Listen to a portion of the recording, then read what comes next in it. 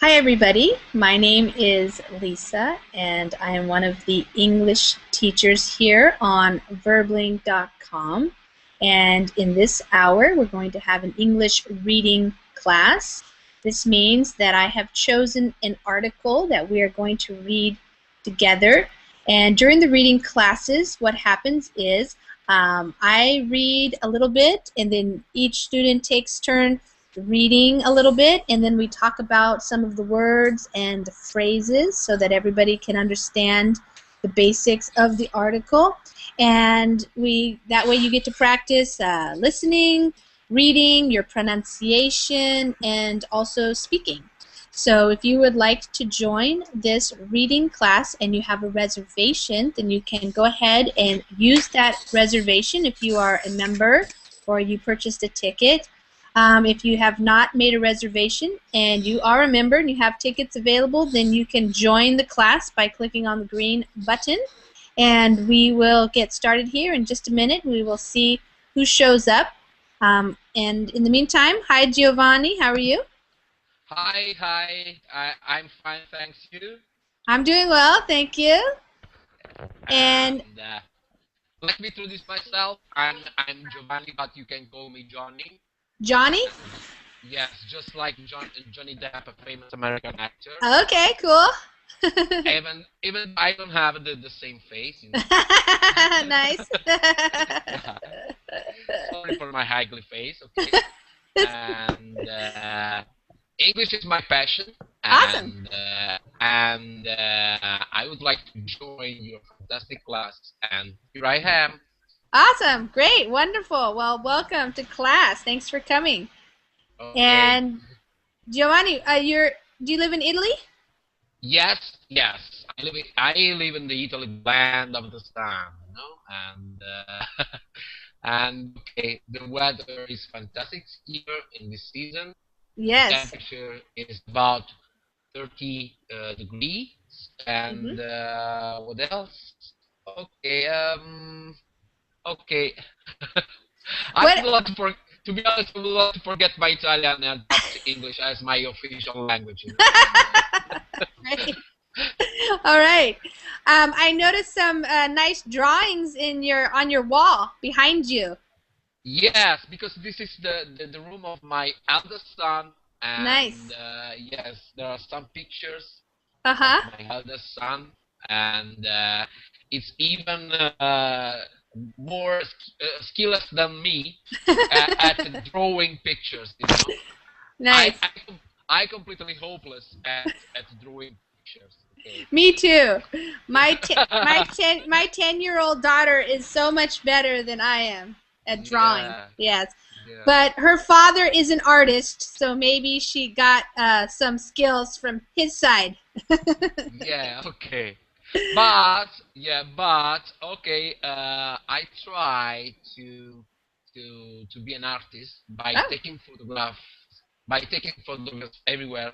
oh, Uh, cool. I'm I'm fond of taking photographs, and because as I said before, I'm completely hopeless at drawing pictures. Yeah, I like taking photographs too with my iPhone. I take a lot of pictures. Yes. All Okay. right, wonderful. Joshua, how are you doing today? I'm doing well. I guess there are too many targets in the class. So it will be fun. And Nice. where are you, Giovanni? Where are you from? Sorry. You are Italian as well? Unfortunately, yes. You guys. Oh my God!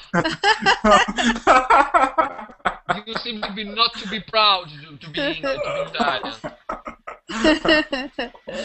Somehow, sometimes. Sometimes. Okay, I live in the south. I live nearby Bari in Italy. I Yeah. guess. I And Nice. you? see. You? I live. I was from. I am from Abruzzo, but in the upper part of Italy, near Milan. Joshua, your microphone kind of made some Yes. funny sound. I don't think we heard that clearly. Where do you live? In near Milan. Near Do Milan? you hear me now? Absolutely. No, it's kind of coming and going. I don't know. It sounds a little bit like a robot. Yeah, it smelled. Can you hear it? Okay, well, hi there, Bijana. How are Hello. you? I'm fine. Bijana, where are you from? Biljana. Biljana. It's Biljana. difficult. So with the J, you say it like we say a Y. Is it Biljana or Biljana? Biljana. Biljana. Okay. Yes. Okay. I'm from Serbia. Oh, from Serbia. Okay, wonderful. Yes. Well, welcome to class. Thank you. I learned 5 months English, but I notice I'm sorry for everybody here because I'm in this class for intermediate, but I noticed that I learn faster when I'm on classes with intermediate and advanced students. Sure. Okay. Okay.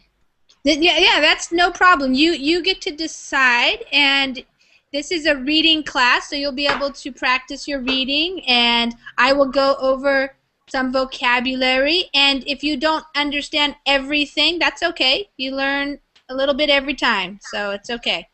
Okay, thank you. Yeah, and you sound like you're doing very well. All right. And Ismail, how are you today? I am fine, thank you, Lisa. How are you? Nice to see you again. Doing well, thank you. And Selma, how are you? Selma, I don't hear you. Is your microphone? Hello, teacher. I'm doing well. Thanks for asking. Okay, and we have Vyad. Hi there. Vlad. Oh, sorry. I didn't see it. Looked like an I. Vlad. Vlad, yeah. Vlad. Where are you from? I'm from Ukraine. Ukraine. Okay, Yeah. wonderful. What time is it in the Ukraine right now? It is 8 p.m. Oh, okay. So, sorry, 9 p.m. 9 p.m. Okay, not too late. All right, 9. Nice. Okay, welcome everybody. So, as I said, some of you are new. Some of you have been to my reading classes before. So I'm going to go over how we do it real quick, and then you'll get the hang of it really soon. So, I like to choose. Lisa. Yeah. Can you hear me now? Yes, that's much better. Yeah, okay, so perfect. tell us where you live. I live near Milan. Okay, near Milan. Yeah. That's it. But I'm not from Milan. I'm from Abruzzo. Oh, okay. And that is in the southern part of Italy. Okay, southern part. Okay, so just by way of introducing, I give about 5 classes a week on Verbling now, and some of my classes are reading classes. And the reason why I like the reading classes especially is because you actually get a lot of everything. You hear me talking, so obviously you're listening to see if you can comprehend and understand what I'm saying. Then we do the reading, and when I read a paragraph at a time, and so again, you're listening, you're watching the words, so you're hearing how I pronounce those words, and then you get a chance to read, and so you practice your pronunciation. And then I also go over any of the words I think might be a little more difficult. Maybe you don't know exactly what they mean. Some people might not. And then you can also ask me any questions if you don't understand any of the words or the way they're using the phrasing, the expressions. So we get a lot of different types of things going on in the reading class. And I always choose real life stuff. These are not lessons made up for English learners. Some teachers like to use lessons. I like to choose stuff that's from everyday life, things that I'm interested in, things that you might be interested in, and I like to choose things that have lots of different topics so that you learn different vocabulary in a real way. And I like to often choose articles from this author's blog. So the author is Daniel Coyle. You see his name there. He wrote the book The Talent Code, and he likes to write about learning and success and the things that help people get better at what they are interested in doing, whether it's learning a new instrument, being the best at a certain sport, learning languages, anything that you are interested in improving your skills. So I always like reading his blog, and I like to share articles with you guys because I think it has relevance to learning English and ideas that can help us all become better learners. So the title of this article is What Your LQ, and the LQ stands for Learning Quotient. So some of you might be familiar with IQ, which is your intelligence quotient, but he's making up something new called the learning quotient. How do you learn? How good are you at learning? All right, so I will read this paragraph, and then I will choose student. We'll probably start with you, Biljana, and then you will read after I read. Okay, so when I'm reading, you can either just listen or you can follow along and read along in your mind. In sports, business, and education these days, you can't go a hot minute without hearing talk of character and work ethic. In an increasingly quantified world, we use these terms as a catch-all to explain unexpected patterns of success and failure. For instance, whenever an underrated person becomes a star, you will hear about how they were propelled by their resilient character and gritty work ethic. When a can't-miss superstar falls on their face, exact same story in reverse. Okay, Biljana. Okay. In sports, business, and educations, these days, you can't go a hot minute without hearing talk of character and work ethic. In an increasingly Quantified. Yep. world, we use these terms as a catch-all to explain unexpected patterns or success and failure. For instance, whenever an underrated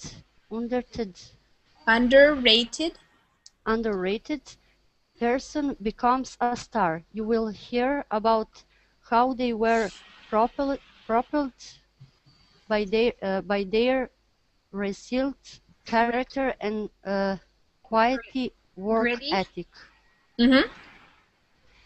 When a can't-miss superstar falls on their face, exact same story in reverse. Great. Good job.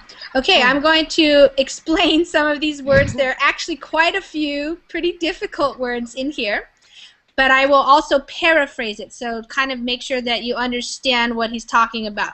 So he's saying that in all these different areas, sports, business, education, you can't go a hot minute. A hot minute means he's talking about a very short amount of time. So basically he's saying all the time. You're hearing people talk about character, like a person's character is how they are. Are they hardworking? Are they honest? Are they friendly? That's their character. And work ethic. What is their work ethic? That means how hard do they work? What type of a worker are they in terms of how they practice their skills and things?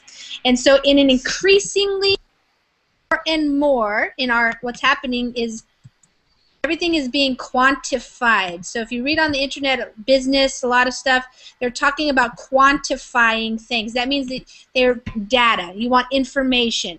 You know, people want to know how many calories they eat, how many minutes they walk a day. They want to know everything about the workers, how much time do they spend on their computer. So when you quantify stuff, it means you count it and you make information about it, data about it.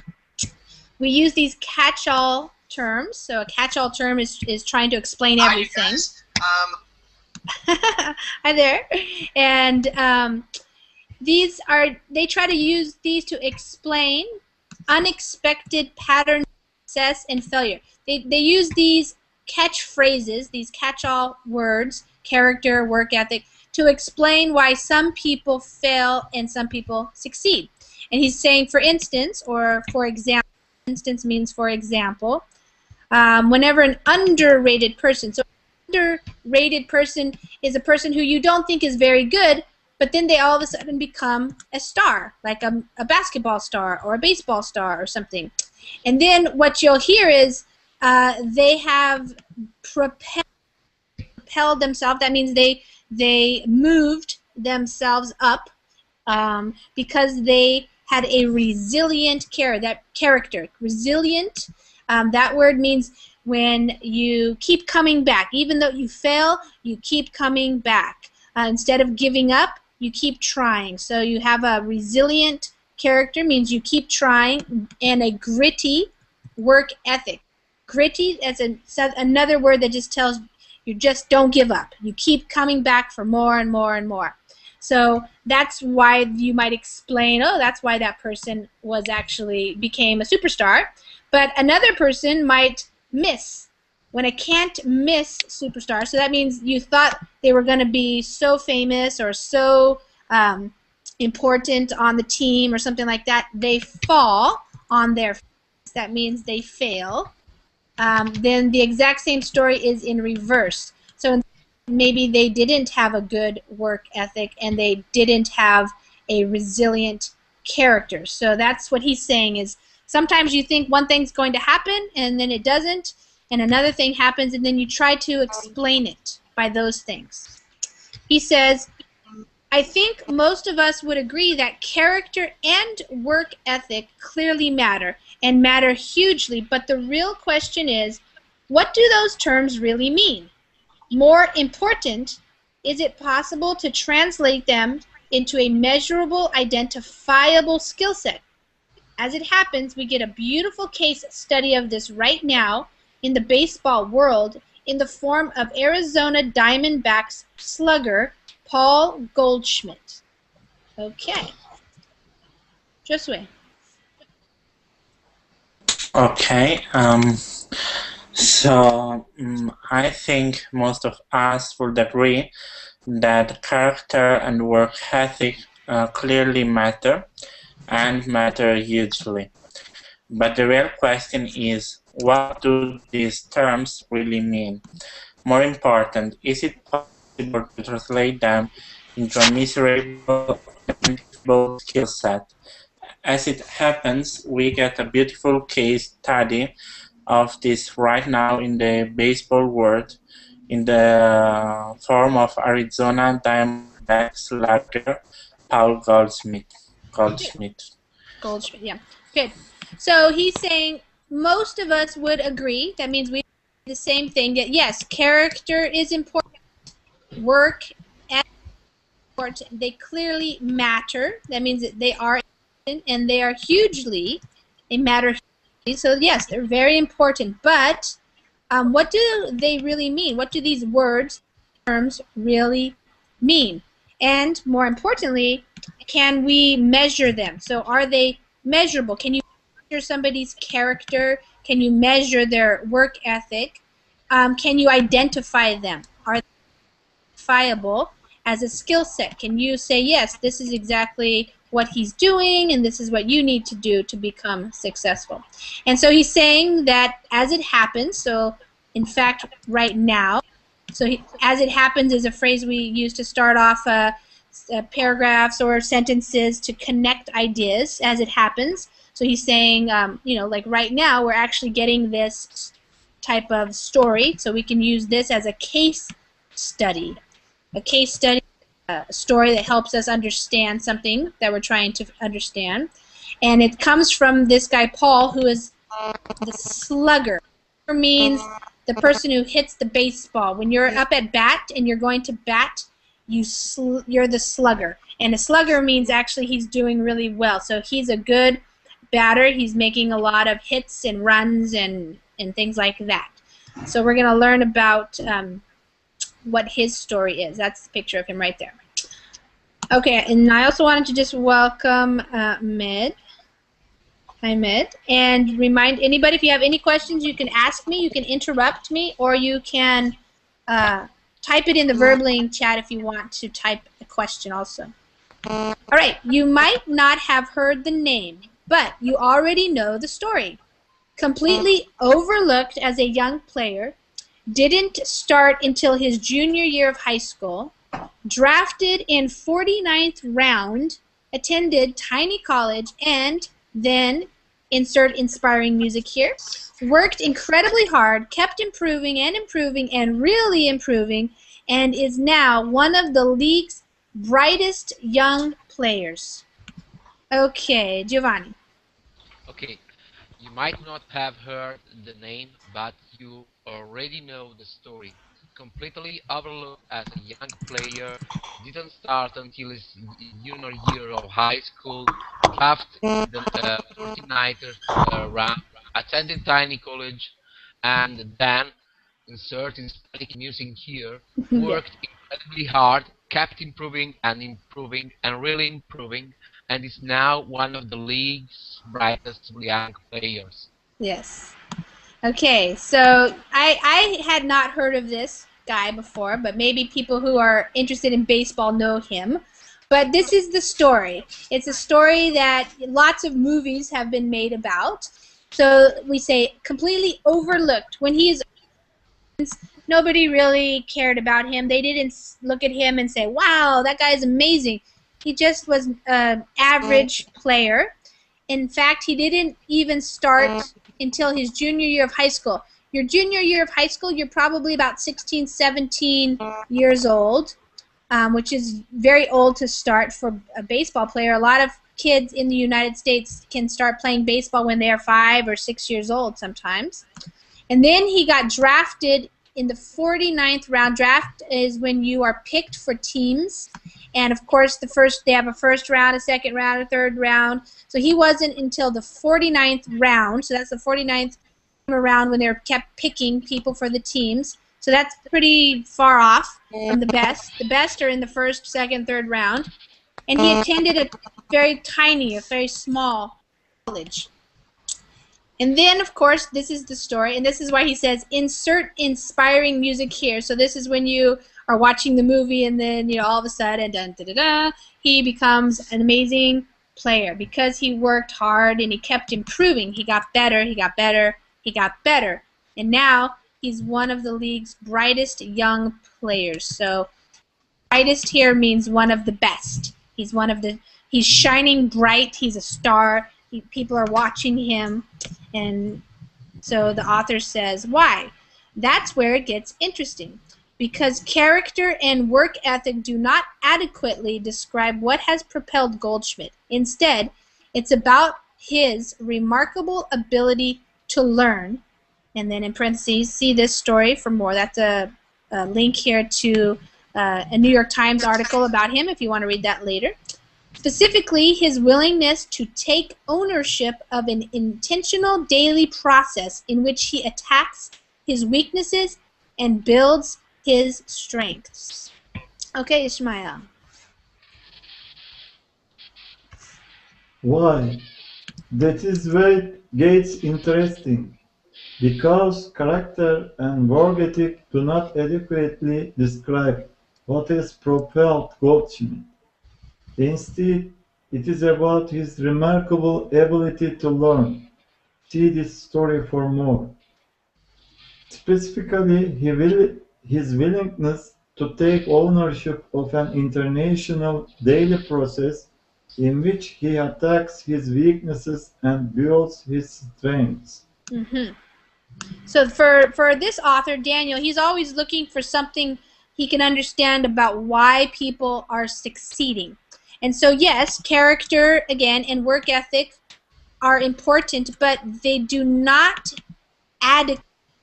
adequately means they don't do a good enough job of describing, of telling why he has propelled. Why propelled? It means why he moved up in, why he improved. He propelled himself from being just an okay player to being a great player. So why did that happen?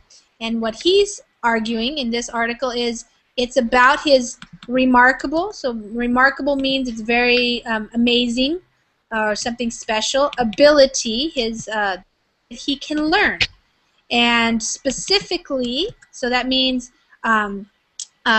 he's not just talking about learning in general, but specifically he does these things that are very unique, which is he takes ownership of his daily process and intentional. So he is very intentional, means you do something because you know you want to do something that will help you improve. If you do something intentionally, you know you're going to do it. You plan for it. If it's unintentional, then it's like you didn't even know. But he does it knowingly. He wants to have a daily process. So he's working on attacking. So he attacks the verb there. He attacks his weaknesses. So the thing he doesn't know how to do very well, he attacks. That means he works on them. And he builds his strength. There are some things well, so he practices those, but he also does things very well. Those are his strengths, and he builds on those. So this is how he does that.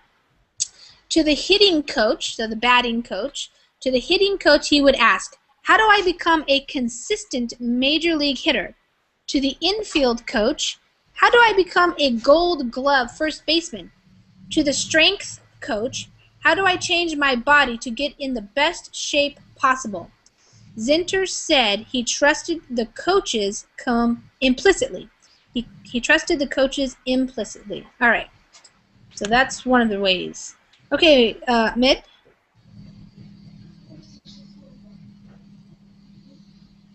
Is that Mohammed? Maybe your microphone is muted.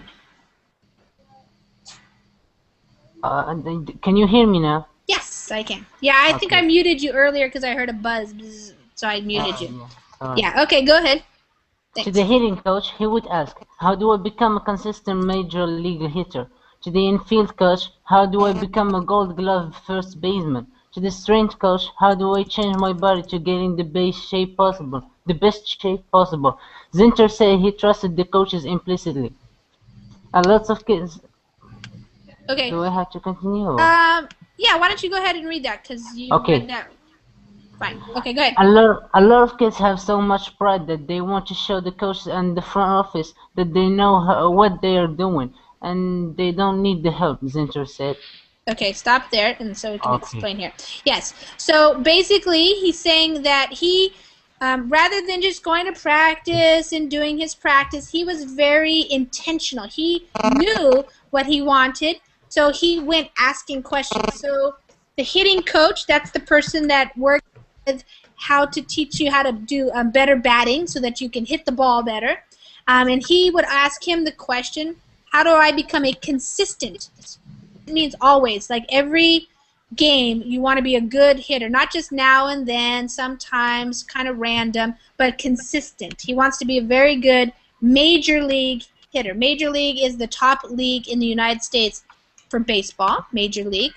To the infield coach, so he plays first baseman, and so that's called the infield in the game of baseball. The outfield is farther out in the field, where when they hit the ball really far, those guys go get that ball. And he wanted to be a gold glove, so that means like very good. He wants to be the best first baseman. And then to the guy who helps them become strong, the strength coach, so the person who works with them on their body and how strong they are. He wants to know how can he be in shape. When you're in shape, that means you're very physically fit, you're strong. And so he kept asking these coaches, and he trusted them implicitly, completely. If he asked them the question, and whatever they told him, that's what he did. He trusted them. And so what this guy Zinter is saying, probably he's one of the coaches, what happens is a lot of kids have so much pride, they have ego, they're very proud of themselves, and they want to kind of show off in front of the coaches and the front office. This is the people who own the baseball team. They want to show that they know what they're doing and that they don't need any help. So that's the difference between Paul and these other players. And he goes on to say, they don't absorb the information because they want us to think they know it already. Goldie, Paul Goldschmidt, didn't have an ego. He didn't have that illusion of knowledge. He's okay with wanting to learn. He's done such a great job of listening to everything and channeling how it works for him, said Aaron Hill, a veteran second baseman. He asks guys everything about ground balls, footwork, counts, swings, setups, where to sit in the box, what I'm doing. You name it, he's asking the questions. All right. So, Selma. They don't absorb information because they want us to think they know it already. Gotti didn't have an ego. He didn't have that illusion of knowledge. He's okay with wanting to learn. He's done such a great job of listening to everything and channeling how it works for him, said Aaron Hill, a veteran second baseman. He asks guys everything about ground ball, footwork, counts, swings, setups, where to sit in the box, what I'm doing. You name it, he's asking the questions. Good. So they're describing Paul, the guy, the baseball player. He didn't just absorb. So absorbing information is maybe when you sit around and you listen to people talk like me, and you're sitting there and you're just absorbing the information. You're understanding the information. But what he did is he went out there and he was asking questions. He wanted to know everything. And he says that he didn't have an ego, so he didn't think he knew everything already. And that's what sometimes a lot of people have, the illusion of knowledge. That means they think they know everything already, but he wanted to learn. He was doing a good job of listening to everything and channeling. Channel something, that means how you use it. So he listened to what people said and then he made it work for him. He figured out a way to make it work. This word veteran means a person who doing something a long time. So in this case, a second baseman, a veteran second baseman, says that this guy would ask everything about. So these are baseball terms. Ground balls, so those are balls that get hit on and they roll along the ground. Like, how do you scoop them up? How do you get them into your glove? Footwork is what you do with your feet, how you run to the base and that kind of thing. Counts. What are the counts when you're batting? You know, do you have a strike? Do you have balls? These are very specific baseball terms. Swinging is when you move the bat to go hit the ball. You swing the bat. How you stand is your setup. Even where to sit in the box. That means when you see baseball players sitting in the box watching the game, where should he even sit so he can watch and learn even more? So he's full of questions. The picture that emerges is not of vague qualities, but rather of a highly specific set of traits, a combination of inquisitiveness, growth mindset, humility, adaptiveness, and relentlessness. With that in mind, I'd like to suggest an idea called learning quotient. The idea is that our ability to learn is a measurable skill, just like IQ. Okay. All right. Vlad. Hi, Sergio. Vlad? The picture that emerges is not of vacuum qualities, but rather of highly specific set of traits, a combination of inquisitiveness, growth mindedness, humility, adaptiveness, and relentlessness. With that in mind, I'd like to suggest an idea called learning quotient. The idea is that our ability to learn is a measurable skill, just like IQ. Yes. Here's how okay, hold on. Hold on, Vlad. All right, so here's a bunch of big words. So he told us this story to illustrate his idea, and what he's telling us now is that this picture emerges. The word emerge is a verb. It means to come out. So when you hear the story, this idea has come together for him. It's been created, or it's been grown out of his mind. So, or the picture. So the picture came about that it's not these vague qualities, but actually very specific qualities. Highly, in this case means very, very specific set of traits. A trait is like a personality trait, describes somebody who, the different ways that you would describe them. And these are the traits. A combination of inquisitive. If you are a person who has the trait of being inquisitive, that means you like to ask questions. So we read that he was asking everybody questions. How do you do this? What's the best way to do this? What should I do here? How can I be better here? That type of person is a person who you describe as inquisitive. He has inquisitiveness. That's a trait. They said that answering question asking question is the tool of a wise man. Yes. Yes. Exactly. Thank you for that. And so that's one thing. So he's a wise man. He's asking to learn. He has a growth mindset. So your mindset is think about things. And if you have a growth mindset, then that is a terminology that's now used to describe people who know that they can learn something. If you have the opposite of that is called a fixed. You don't think you can learn. You think you just either know it or you don't know it. You're smart or you're not smart. But if you have a growth mindset, then you believe I can do it. I can learn. There are ways to learn, and so you're open to that.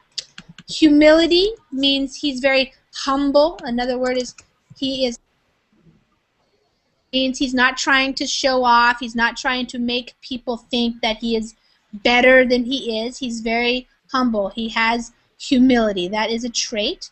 And adaptiveness. Adaptive to things, that means you can learn. You'll change. So if he's doing something one way with the bat, and then he asks the hitting coach how to do something, and the coach tells him to do it a different way, then he can adapt. He will make a change. He doesn't care. He wants to know the better way to do it. The opposite of adapted would be if you were not adaptive, or you're fixed in the way, and you would just say, I'm just doing it my way. I don't care what anybody else says. And you don't like to change the way you do things. Relentlessness. If you have relentlessness, or you are relentless, then that means you keep going over and over and over. You're not going to stop. He just going to keep practicing, do more, do more. He is relentless in that. All right, okay, so the author is suggesting this idea of a learning quotient. So it's kind of meaning that you can measure it. It's a measurable skill. So the IQ, of course, the IQ measurement has its own problems, and a lot of people do not agree that you can measure IQ very accurately with a simple test. But he is using that similar idea that there are things that you can know about learning. So here's how it might work. So he's making a suggestion with this word might. He's not saying this is something that people use, but maybe we could start thinking about it. Here's how it might work. Rate yourself from 0 to 5 on the following questions according to the usual scale. 0 for strongly disagree, up to 5. So you'd say 5 for strongly agree. Okay, so we're going to read through these, and then you guys are going to rate yourselves, and then we'll see what people come up with. All right, here's how. Okay, let's see. Who's going to reading next? Okay, Sergio, how about you read? I'm going to read these first two, and you can read those two. You work on your. Okay, so number 1 is you work on your skills for an hour or more every day. Number 2, you are focused on process, not the immediate outcomes. Okay, Sergio, why don't you read all of this part for us? And then, yeah. Sergio? Okay. Hi. Okay. Might rate yourself from 5 on the first according to scale. 0 for strong disagree, 5 for strongly agree. 1. You work on your skills for an hour every day. 2. You are focused on process, not the immediate outcome. Okay, good. All right, so let me explain these. So we have the scale. That's you guys might know that word in English. A scale also measures things like your how much you weigh. If you step onto a scale, you get your body weight. But also you can use the word scale to measure other things. So the scale in this little thing that he's giving us is from 0 to 5. So if you strongly disagree, you say, no, I don't do that at all. You would give yourself a 0. You would give yourself a 5 if you strongly agree. So I'll put that in another kind of, if you say yes. So for number 1, you work on your skills for an hour or more every day. So you can pick something if you want to do this. This is just for fun. You can pick something that you're doing, like learning English, or maybe you're working in your career or learning something. Are you working on your skills for an hour or more every day? So you would give yourself the score 0, 1, 2, like that, 3. Self 1 score. And then number 2 says you are focused on process, not the immediate outcome. So I think, Biljana, you found that you learn more when you're participating in the intermediate classes, so it sounds like you're focused on your process because you're not necessarily wanting to be fluent right now. You understand that it is a process. Some people, they only want to work on things if they can get an immediate success or an outcome. But other people understand that it's a process, so you keep working. So if you strongly agree with this, you would give yourself a 4 or 5. Or if you strongly disagree, you would give yourself like a 0 or 1, something like that. Okay, let's read number 3 and 4. You have strong relationships with mentors, coaches, and use them as models and guidance. 4, you are keenly aware of how much you do not know and the gap between your present abilities and your long-term goals. Okay, Biljana, why don't you read those 2 for us? Okay. You have strong relationships with mentors, coaches, and use them as models and guidance. You are keenly aware of how much you don't know and the gap between your present abilities and your long-term goals. Good. So this guy was using the coaches. So you ask yourself, on the particular skill that you're trying to achieve and become better at, do you have strong relationships with mentors? A mentor is like a teacher or a guide or a coach, somebody who knows more than you do about that subject, so that they can model things and guide you, give you a model and give you guidance. You are keenly aware. Keenly aware means very aware. So this word keenly, acutely, you could also use the word acute, of how much you do not know. So there's a gap. There's a gap between what you can do right now, what your priorities are, and what your long-term goals are. So there's that gap between what you can do or what you do know right now, and then you know where you're going. So in English, it might be, you can say, certain things, and you can speak and you can read, but your goal might be to understand very difficult movies where they're talking, or maybe to speak fluently so that you can have a conversation with anybody at normal speed, different, using language learning as an example. Okay, number 5 and number 6. You can accurately and precisely describe the skills you want to build. 6, you think about improving your skills all the time. Okay, just wait. Okay, you can accurately and precisely describe the skills you want to build. And number 6, you think about improving your skills all the time. All the time, yes. All the Okay, so if you do something accurate, means right on, you did it the right way, it's very accurate. For example, if you're shooting a gun and you're shooting at a target and you are accurate, you might hit the bullseye, the middle circle. If you're not accurate, maybe you won't even hit the target at all. And precisely, that means you can describe very in detail what you want to do. So for the example that he gave us is the baseball player. He wants to know how to hit really well.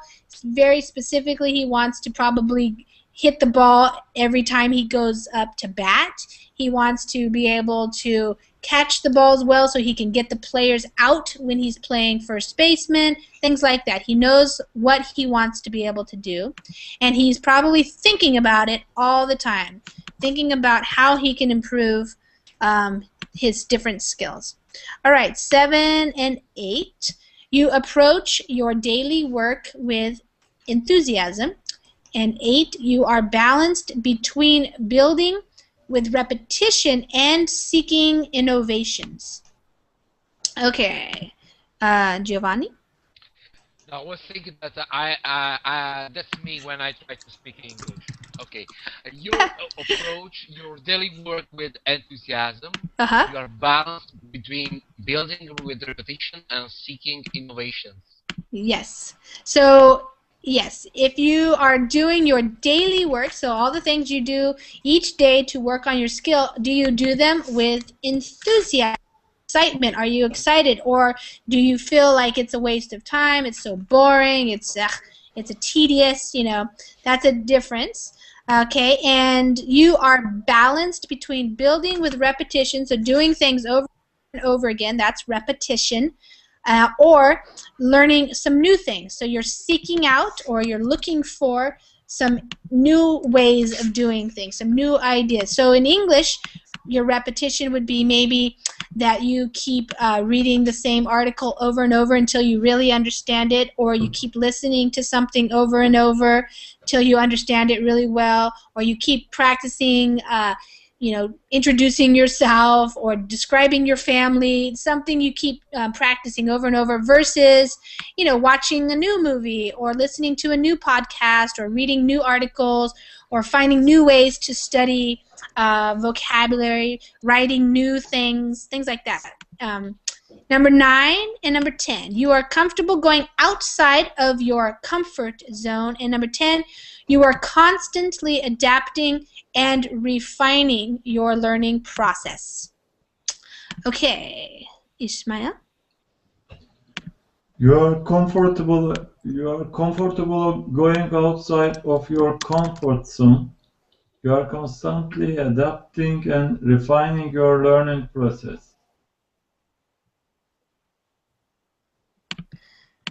Yes, so you are comfortable going outside of your comfort zone. So this is a really important one for language learning, because a lot of people can easily get into a comfort zone where this can happen in the reading classes as well. It's very comfortable to listen to me and to read, but then not answer questions. So going outside of your comfort zone means you actually do something that's maybe a little scary, maybe a little bit makes you nervous to do. And so that way you grow. So a lot of people think that the growth comes when you go outside of your comfort zone. And that's a really important one for growth. And I would say, Biljana, from your example, you're probably doing that by not just sticking with the beginner classes, but going to classes where things might be more difficult for you. That's going outside of your comfort zone. Okay, you are constantly, so constantly means always, all the time, adapting. So you are, again, that word means to make the changes that you need to fit in, to make it better. You're adapting and refining. When you refine your skills, that means you make them even better. So maybe, for the language learning process, you're adapting. So you're hearing me say something, and you're learning, and you're like, oh, okay, that's how I use that word. I'm going to start using it. I was using the wrong word, or I was using it the wrong way, and I'm going to start pronouncing it this way instead. That is refining in the language learning process. And the baseball learning process, it might be adapting, changing the way you stand when you're batting. It might be just all the little things that you do to improve. So by this yardstick, a perfect LQ would be 50. The Heavenly Realm of John Wooden and Goldschmidt. Below 15, and you're either comatose or Allen Iverson, an immense talent who famously didn't believe in practice. I suspect most of us would fall in the 25 to 30 range or so, which, among other things, speaks to the inherent challenges of creating a daily routine and sticking to it. Okay, Ishmael. By this yardstick, a perfect LQ would be 50, the heavenly realm of John Wooden and Goldschmidt. Below 15, and you are either comatose or Allen Iverson, an immense talent who famously didn't believe in practice. I suspect most of us would fall in the 25-30 range or so, which, among other things, speaks to the inherent challenge of creating a daily routine and sticking to it. So a yardstick, in the United States, you probably use yards instead of meters. So in Europe and other countries, you would probably call it a meter stick. But it just means a way to measure, actually, right here. So by this yardstick, the way we're measuring this, if you said strongly agree with every thing, then you would get a score of 50. 5 times 10 is 50. And this would be the heavenly realm. So this would be the area, the realm is like the area of people like John Wooden, who is I think he's a famous basketball coach, and Goldschmidt, the guy he's talking about, the baseball player. Below 15, so if you answered 0 or 1 on most of them, you're either comatose, which means you're in a coma, you're not being able to do anything, or you're this guy, who I don't know who this is, but apparently he is a person who was very talented, immense talent, has a lot of talent, who he was famous not believing in practice. And I did not go to this link, but I probably will to see him. It looks like it's a YouTube video. It's probably going to talk about how he doesn't believe in practicing or something. I don't know. Anyways, I suspect, so when you say I suspect, you say you're thinking. I think most of us would fall in the 25 to 30 range. So we would have scores about that, in that range, 25 to 30. And what this tells us is this tells us, that's what that means, it speaks to the inherent challenge of creating a daily routine and sticking to it. So it's problematic. A lot of people they're not able to actually create a routine, something they do every day, same thing every day, and actually stick to it. That means to do it every day, like they think they want to. So, problem. What I like about the idea of LQ, however, is that it is not a fixed quality. It can be increased and grown and profoundly affected by environment and group culture. The real question is, what do you think? Could LQ be used to scout or develop talent? And if so, what other questions should be added to the list? Okay, Mohammed? Unmute your microphone again. Is it my turn now? Yes. Okay. By the yardstick, a perfect LQ would be 15, the heavenly realm of John Wooden and Goldschmidt.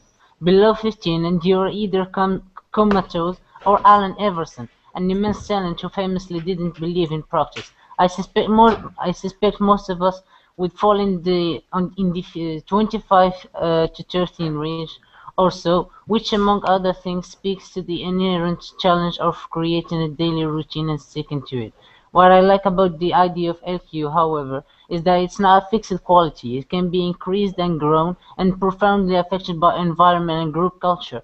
The real question is, what do you think?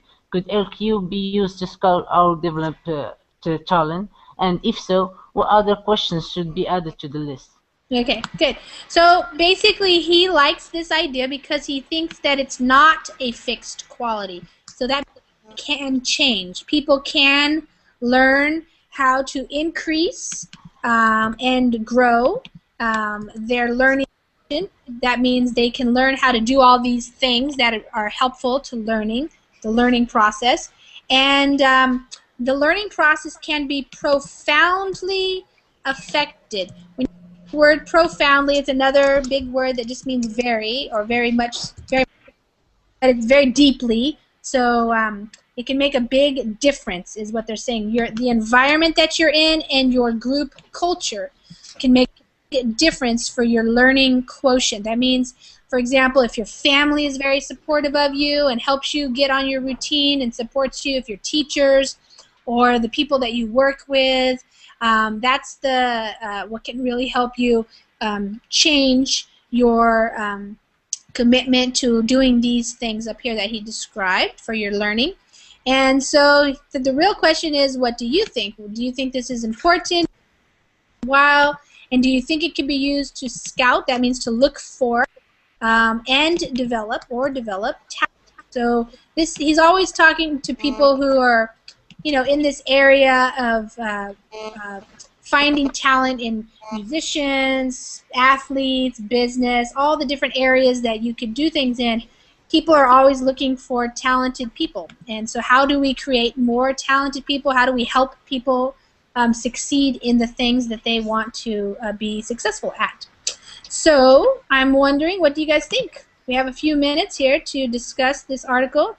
Giovanni, did you have an opinion about his ideas? I think that this is okay. This is a very, very interesting lesson. Thank you for that. Thank You're you welcome. for having chosen this article, because it can help us, all of us, to learn English properly. I mean, no matter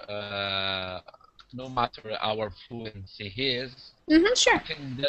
I think that we had aiming at a long-term goal. I mean,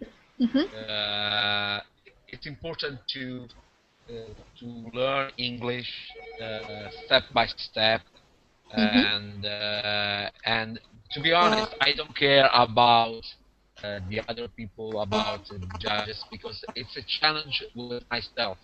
And Yes. It's fantastic because I found my my way of being in this article, and this is fantastic. Thank you for having chosen this article. Well, you're welcome.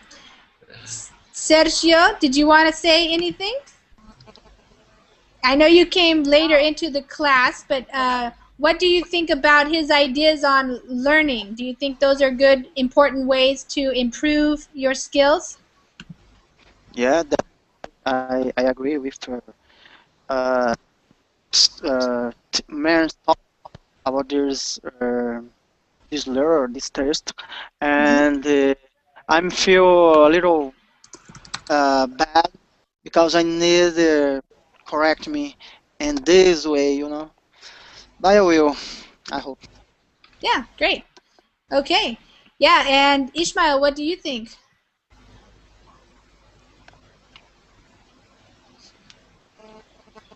Ishmael, your microphone might be muted.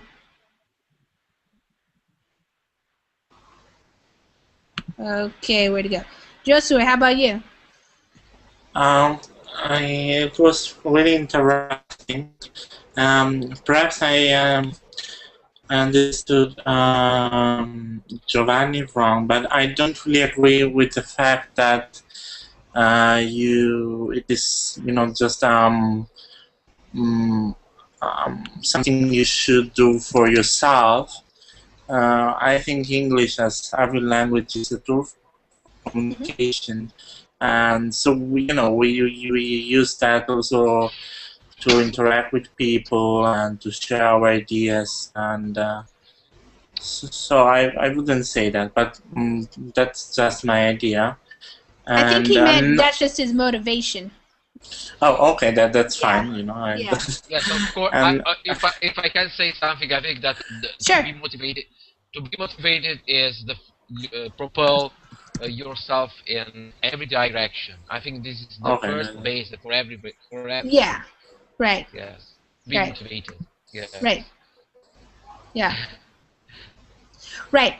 Okay. Well, you guys, thanks for coming. I know sometimes the articles they're really interesting, but they're a little bit hard to talk about, and sometimes we don't have enough time at the end because we just get through the class just to read them. But I definitely encourage you if to read the article again and use it to help you with your vocabulary and even just being able to think in English about these other ideas.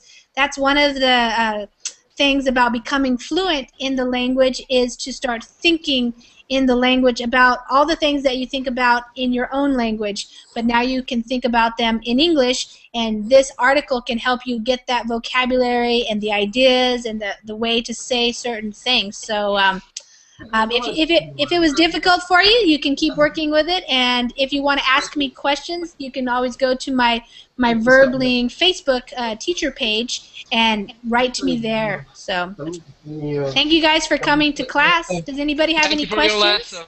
Okay. Thank you for your lesson. You're welcome. Bye-bye, Lisa. Okay, bye-bye. Thank you, everybody. Bye-bye. Take care. Thanks for coming. Bye, Ishmael.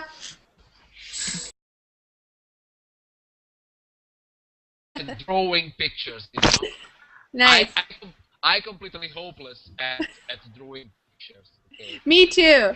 My 10-year-old daughter is so much better than I am at drawing. Yeah. Yes. Yeah. But her father is an artist, so maybe she got some skills from his side. Yeah, okay.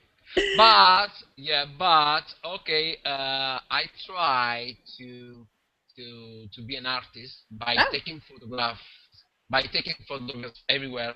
Oh, cool. I'm fond of taking photographs, you know, and because as I said before, I'm completely hopeless at drawing pictures. Yeah, I like taking photographs too with my iPhone. I take a lot of pictures. Yes. Okay. All right, wonderful. Joshua, how are you doing today? I'm doing well. I guess there are too many targets in the class. So it will be fun. Nice. And where are you, Giovanni? Where are you from? Sorry. You are Italian as well? Unfortunately, yes. You guys. Oh my God! You seem to be not to be proud to be Italian. Somehow, sometimes. Sometimes. Okay, I live in the south. I live nearby Bari. In Napoli. Yes. And you? I live. I was from.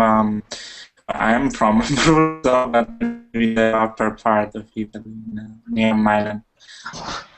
Just your microphone kind of made some funny sound. I don't think we heard that clearly. Where do you live? Near Milan. Near Milan? No? Absolutely. No, it's kind of coming and going. I don't know. It sounds a little bit like a robot. Yes. Yeah, Ismail, can you hear it? Okay, well, hi there, Bijana. How are you? I'm fine. Bijana, where are you from? Biljana. Biljana. It's Biljana. difficult.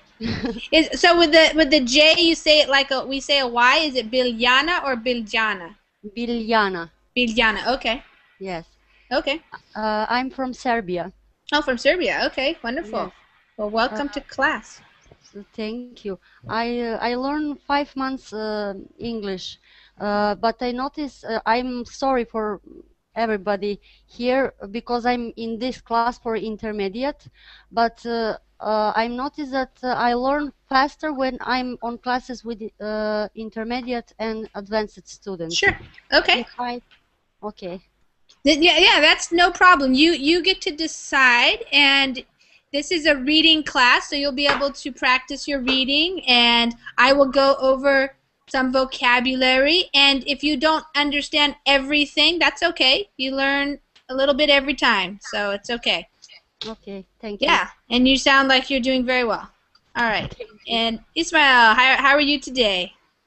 I am fine, thank you, Lisa. How are you? Nice I'm to see you again. doing well, thank you. And Selma, how are you? Selma, I don't hear you. Is your microphone? Hello, teacher. I'm doing well. Thanks for asking. Okay, and we have Vyad. Hi there. Vlad. Oh, sorry, I didn't see it. Looked like an I. Vlad. Vlad, yeah. Vlad. Where are you from? I'm from Ukraine. Ukraine. Okay, Yeah. wonderful. What time is it in the Ukraine right now? It is 8 p.m. Oh, okay. So sorry, 9 p.m. 9 p.m. Okay, not too late. All right, 9. Nice. Okay, welcome everybody. So, as I said, Johnny? Yes, just like Johnny Depp, a famous American actor. Okay, cool. even I don't have the same face. You know? Nice. Yeah. Sorry for my ugly face. Okay. And English is my passion. Awesome. And I would like to join your fantastic class. And here I am. Awesome. Great. Wonderful. Well, welcome to class. Thanks for coming. Okay. And Giovanni, do you live in Italy? Yes. I live in the Italy, land of the sun, you know, and okay, the weather is fantastic here in this season. Yes. The temperature is about 30 degrees, and what else? Okay, okay. To be honest, I would love to forget my Italian and adopt English as my official language. You know? Great. All right. I noticed some nice drawings on your wall behind you. Yes, because this is the room of my eldest son. And, nice. Yes, there are some pictures of my eldest son, and it's even more skillless than me.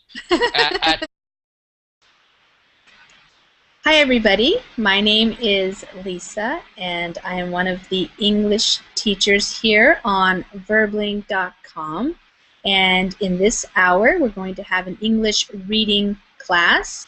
This means that I have chosen an article that we are going to read together, and during the reading classes what happens is I read a little bit and then each student takes turn reading a little bit, and then we talk about some of the words and the phrases so that everybody can understand the basics of the article, and that way you get to practice listening, reading, your pronunciation, and also speaking.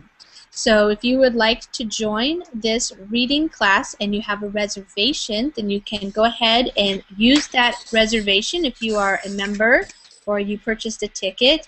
If you have not made a reservation and you are a member and you have tickets available, then you can join the class by clicking on the green button. And we will get started here in just a minute. We will see who shows up. And in the meantime, hi Giovanni, how are you? Hi. I'm fine, thanks. You? I'm doing well, thank you. And let me introduce myself. I'm Giovanni, but you can call me Johnny.